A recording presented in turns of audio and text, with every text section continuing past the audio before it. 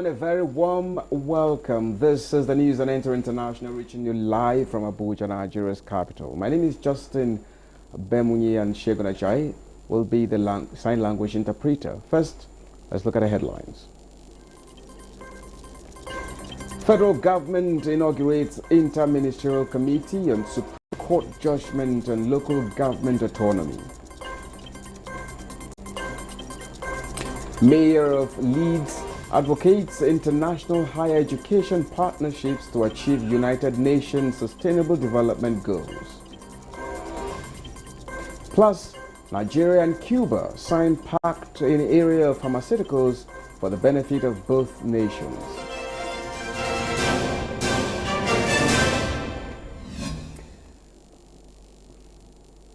Well, thank you so much for joining us.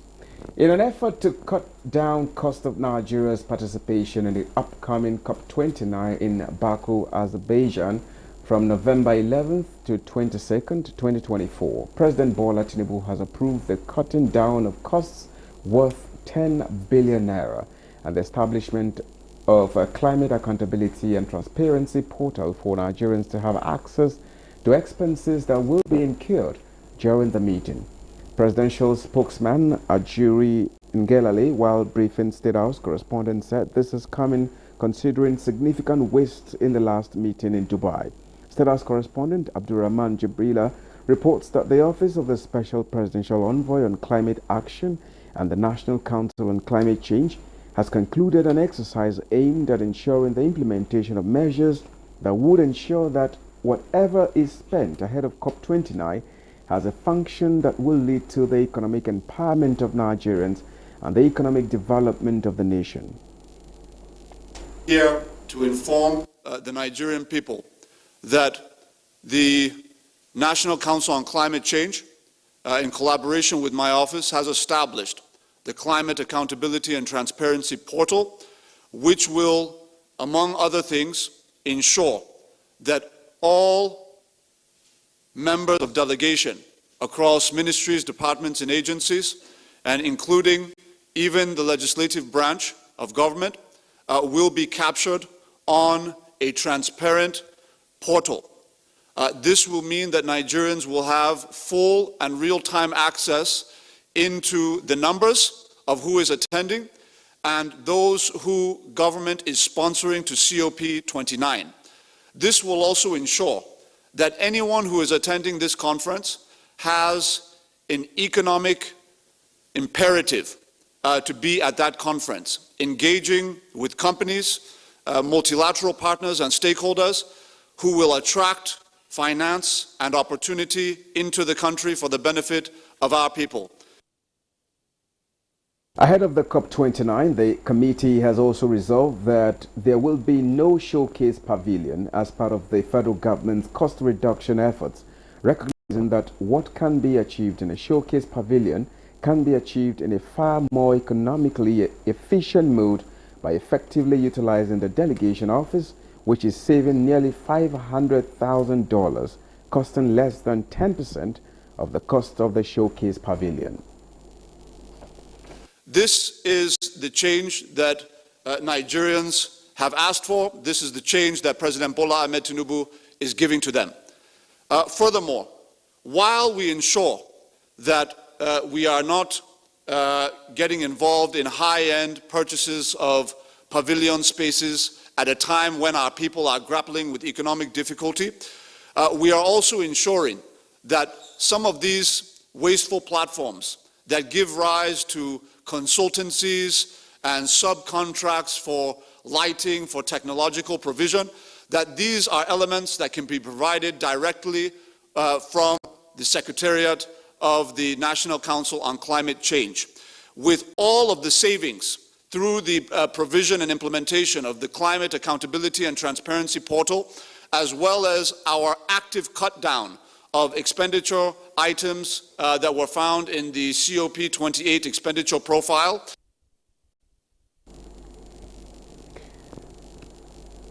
Now, Vice President Kashim Shatima has appealed for more cooperation between Nigeria and Tanzania in shared aspirations for continental growth and unity. The Vice President stated this when he received former Tanzanian President Jakaya Mrisho Kikwete at the presidential villa, Abuja. Commending Tanzania's leadership legacy, Vice President Shatima said it is important to foster stronger economic and social ties between the two nations, especially within the framework of the African Continental Free Trade Area. He also appreciated the Tanzanian government's support for Nigerian businesses in Tanzania, citing companies owned by Nigerians. Former President Kikwete, who was in Nigeria for the convocation ceremony at the National Defense College, expressed the readiness of Tanzania to strengthen business and diplomatic ties with Nigeria. He acknowledged the role of the Nigerian National Defense College in training Tanzanian military personnel, expressing optimism for deeper ties in defense, trade, and diplomacy. Both leaders stressed the importance of revisiting outdated agreements and scaling up bilateral relations in the spirit of African solidarity. Nigerian-born mayor of Leeds in the United Kingdom, Abigail Katung, has advocated international higher education partnerships that will contribute significantly to the achievement of United Nations Sustainable Development Goals, SDGs. This is because the goals are interlinked and unlikely to be achieved in isolation. The mayor of Leeds, who is Nigeria, visited the University of Abuja Center for Sustainable Development. Olayinka Ojo reports. As the clock ticks, so the globe moves towards the year 2030, which is expected to mark the end of the United Nations Sustainable Development Goals, adopted by all United Nations member states in 2015. At its heart are 17 goals, both for developed and developing countries, which provides a shared blueprint for peace and prosperity for the world at large, now and into the future. When we start talking about sustainable development, the list can go on. And when we start from education to food, I always say I am so particular about food because it's one of the most important human rights everyone should have. So when we're looking at poverty in terms of the SDG goals, if you cannot take care of that, then we are going to struggle in every other goal that we're at. It is in recognition of the fact that ending poverty and other deprivations must go hand in hand that Nigerian-born mayor of Leeds in the United Kingdom, Abigail Katung, is at the center to see how she can foster positive collaborations through research funding and enacting exchange programs with the Leeds Trinity University. The Russell Group, and we actually have a School of African Studies where SDG goals are actually being taught. So I will make sure we marry ourselves because that's what we should do. Professor Sule Magaji is the Director, Center for Sustainable Development, University of Abuja. I believe that you can be of help to link us, and also the issues of funding. You see somebody with a gigantic research plan only to be constrained by funding. It will pave way to help our country also achieve the sustainable development goals. With less than 7 years to the end of Sustainable Development Goals targets, experts say collaborations must not be compromised. Olayinka Ojo, NTA News. The Nigerian National Agency for Food and Drug Administration and Control, NAFDAC, alongside Cuban Center for State Control of Drugs and Medicine, have signed a memorandum of understanding in the area of pharmaceuticals for the benefit of the two nations. Suleiman Abdul Wahab reports that the MOU was signed at the Cuban Embassy in Abuja. Overall processes of developing a new chemical entity into an approved therapy that is safe and effective in treating or preventing disease and promoting medical, commercials, and regulatory expertise are some of the focus of this memorandum of understanding. For this year, 6 students in medicine school from Kaduna State, wow. And we have a perspective for the modern Nigerian student coming to Cuba for this school, medicine school, because it's important that they're graduating. We have in Cuba the very good record on it. The DG NAFDAC, Professor Mojisola Adeyeye, said she considered the deal open, adding that Cuba has high competency in biotechnological products, which are the novel technologies for production, formulation and synthesis of biological substances from the living organisms. Nigeria working with other countries, Cuba in this case, and Cuba working with us in terms of trading. But one thing that I want to bring out is the fact that Cuba has high intellectual competence in biotechnological products, vaccines, biological products, and Nigeria will gain. The DG added that Nigeria and Cuba already have an history of relationship through the slave trade, and many Nigerians are still living in Cuba by origin, and these are some of the reasons the moon and the likes are important. In Abuja, Suleiman Abdul Wahab, NTA News. The World Health Organization, WHO, has recommended that countries affected by the Mpox variant initiate vaccination plans in areas hardest hit. Reports say the Democratic Republic of Congo, DRC, expressed hope to receive its first vaccine doses next week. The country's health minister, Samuel Roger Kamba, said at a press conference that 16,700 cases with over 570 deaths have been reported since the beginning of the year. According to the government, the disease is increasingly affecting young people and many children under the age of 15. The current outbreak is characterized by a more contagious and dangerous virus with an estimated mortality rate of 3.6%.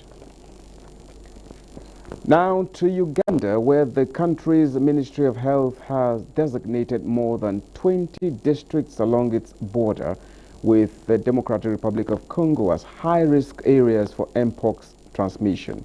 Uganda has so far registered 2 cases of the deadly viral disease, and the country has put in place measures to limit the spread. Currently, Uganda does not have an active case of Mpox, according to the Ministry of Health. The 2 imported cases registered in late July have been treated and sent home without complications. But the Ministry of Health says they have stepped up surveillance near the DRC border, which is a hotspot for Mpox. We have already intensified our risk communication for prevention. We have also ensured that our laboratory systems are triggered to ensure that they are quick to pick any suspected cases for testing. The UN World Health Organization declared Mpox a public health emergency of international concern. Most of the cases, including a new virus strain, have been reported across Uganda's border in the DRC. Uganda's health authorities say an orientation of all health workers is underway across the country to help them detect and isolate all suspected patients. Uganda is a known leader as far as responding to re-emerging and emerging epidemic diseases. We've demonstrated so during Ebola outbreaks and also during Marburg outbreaks. So the Mpox finds a very resilient system that will be able to prevent its transmission internally. Uganda is in touch with the World Health Organization to access potential life-saving Mpox vaccines. This is in line with the country's 1-year preparedness and response plan against the viral disease. Kenyan police have launched a major manhunt on Tuesday after a man they claim has confessed to murdering and dismembering 42 women escaped from a Nairobi police cell along with a dozen of other detainees. Chukunonso Wabeze reports. Collins Jumaisi, 33, described by the police as a vampire and psychopath, was arrested last month after the horrific discovery of mutilated bodies in garbage dump in a slum in the Kenyan capital. Preliminary investigation indicated that the escape was aided by insiders, considering that officers were deployed accordingly to guard the station. 13 prisoners escaped from the cells, among them 12 Eritrean nationals who were arrested for being illegally in Kenya, and one male murder suspect, namely Collins Chumaisi Kalusha, who is connected with the Kware murder incident. Acting Inspector General of Kenya's Police, Gilbert Masengeli, added that a manhunt has been launched to rearrest the escapees. Kenyan investigators gathered at the police station located in the Nairobi district of Gigiri Tuesday to commence investigation into the breakout. Jumaisi had appeared in a court in the Kenyan capital on Friday when the magistrate ordered him to be held for a further 30 days to enable police to complete their investigations. It is the second time in barely 6 months that a suspect in a high-profile case has escaped from custody. Chukunonsonwa Bweze, NTA News. You're watching the news on International. We now take a short break. The news continues in a moment. Stay with us. Federal government of Nigeria warns vandals of national assets, electricity transmission towers, cables and other facilities to desist from this act of sabotage. Vandalism is a serious crime punishable under the law. Vandalizing electrical equipment will affect millions of Nigerians, including your loved ones. Remember that national assets belong to all of us, hence the need to protect them. Report all cases of suspicious movement around electrical facilities to security agencies. When you see something, say something. This message is from the Federal Ministry of Information and National Orientation in collaboration with the National Counter-Terrorism Center, NCTC, Office of the National Security Advisor. Did you know that President Bola Tinubu has approved the suspension of import duties and tariffs on rice, maize and other essential food items? The President has also approved the suspension of import duties on pharmaceutical raw materials and equipment. This will help bring down the prices of food and drugs across the country. All hands are on deck to ensure that things get better for all Nigerians. This is the renewed hope. Now, an emotional U.S. President Joe Biden passed the torch to Democratic nominee Kamala Harris with a hug, saying he gave everything for his country in a bittersweet farewell speech at the party's convention in Chicago. Chukunonso Abweze again reports.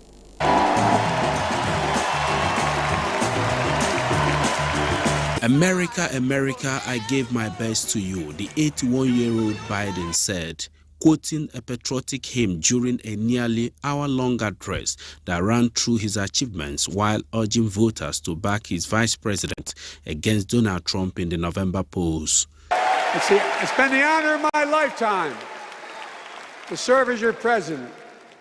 I love the job, but I love my country more. Democracy has delivered, and now democracy must be preserved. Are you ready to elect Kamala Harris and Tim Walz? Harris joined him on stage after the speech, and the pair embraced as the crowd gave Biden a rapturous reception following his stunning decision less than a month ago to drop out of the 2024 White House race. Kamala Harris and First Lady Jill Biden paid glowing tributes to Joe Biden while Hillary Clinton spoke about Donald Trump. Joe, thank you for your historic leadership, for your lifetime of service to our nation, and for all you will continue to do. We are forever grateful to you. When I saw him dig deep into his soul and decide to no longer seek re-election and endorse Kamala Harris. So it is no surprise, is it, that he is lying about Kamala's record? He's mocking her name and her laugh. Sounds familiar. But we have him on the run now. In a remarkable turnaround, Harris has re-energized the party and wiped out Republican rival Trump's lead in the polls, but Biden insists that he was not bitter about stepping aside. Protests against Israel's war in Gaza had shadowed the opening of the convention, underscoring what remains a political vote loser for Democrats among left-wingers and Arab Americans. Chukunonsonwa Bweze, NTA News. Now, an interministerial committee to enforce the recent Supreme Court judgment granting financial autonomy to local governments in the country has been inaugurated by Secretary to the Government of the Federation, Senator George Akume. A statement by Director Information and Public Relations Shegun Imohiosin says the SGF is chairman of the committee, while key ministers are also on the committee alongside representatives of state governors and local governments, among others. The committee's mandate is to implement the constitutional provision on recognition of local governments as a third tier of government. The Minister of Housing and Urban Development, Ahmed Musa Dangiwa, has inaugurated the Joint Steering Committee on the National Housing Data Center with a view to generating accurate data for housing delivery in Nigeria. Francis Odojo has the details. Inaccurate data for both habitable and non-habitable houses has been identified as one of the challenges militating against housing deliverables. Conflicting figures in determining actual housing deficit was part of the reasons for the inauguration of the 12-man Housing Data Generation Committee, chaired by the Ministry of Housing and co-chaired by the MD and Chief Executive Officer of Nigeria Mortgage Refinance Company, Kehinde Ogundimu.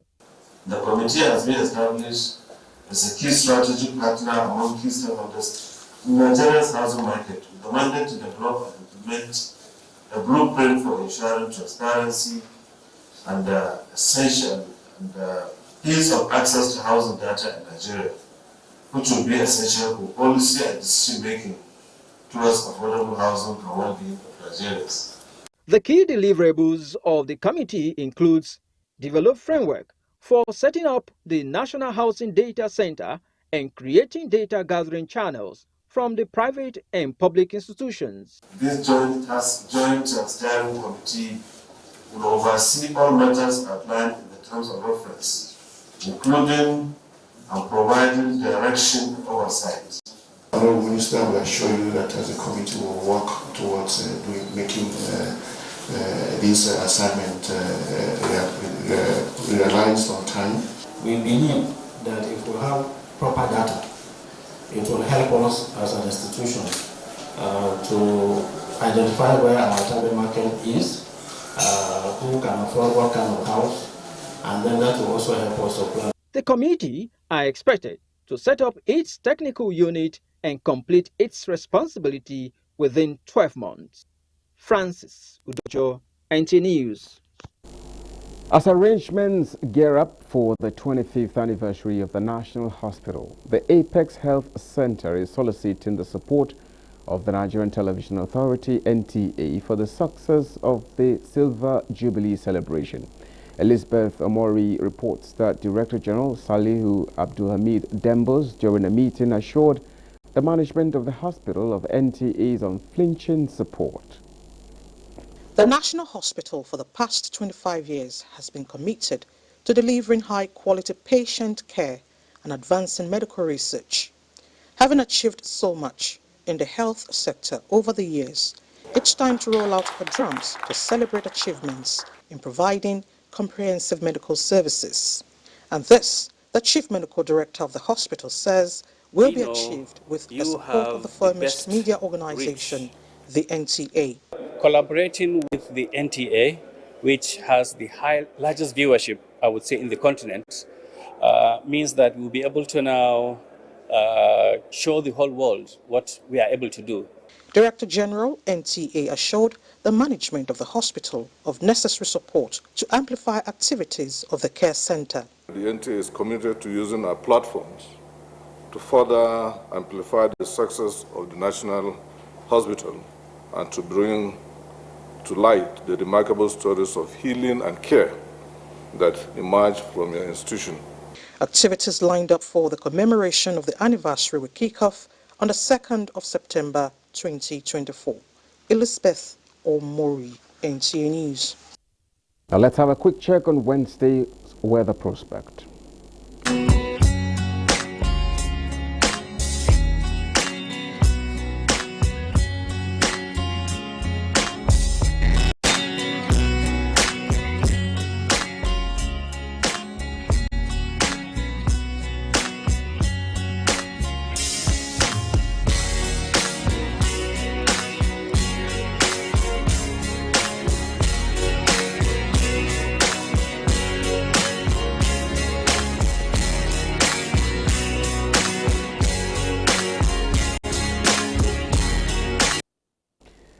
This is where we end the news. Thank you so much for watching. My name is Justin Bemui, and Shegun Ajayi has been the sign language interpreter.